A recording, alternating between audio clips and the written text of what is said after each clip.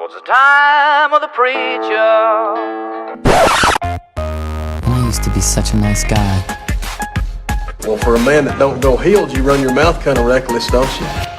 It's a little too early for being that loud. Hey, too late. What an incredible Cinderella story. This unknown comes out of nowhere. I guess I'm the only one that remains unaffiliated. Welcome to the 4-1 Podcast, where for 4 minutes we explore one topic. Today I want to talk to you about complaining. Yeah, complaining. I know already you're probably going, really? Complaining? I don't want to listen to this. Dude, stop complaining, okay? We complain about everything. It becomes like almost second nature to just look at every situation and every dynamic and find the negative in it. If we're not careful, then that complaining nature becomes contagious. It impacts all of our relationships, all of our thoughts, and really impacts the words that we speak in others. And we have the opportunity to speak life into every relationship that we have.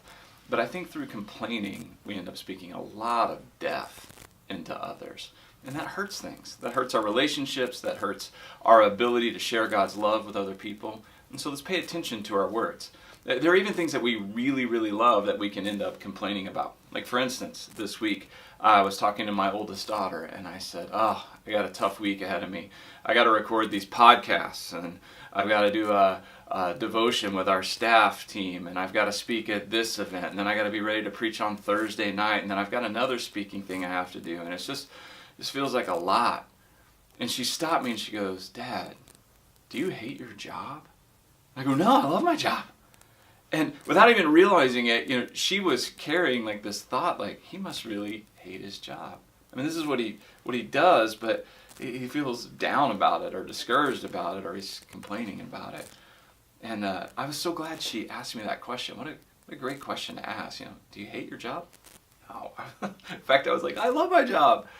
But it made me pause and rethink what it was that I was saying. It's so easy to just fall into that pattern of complaining. Instead, what we ought to do is, okay, if we notice something that says, all right, this feels like a lot, and I'm feeling maybe pressure from it, or I'm feeling the weight of it, then is that an opportunity that maybe we could be excited about? That we could talk about how am I going to prepare for that? How am I going to get ready for that? And we share life instead of death with those around us.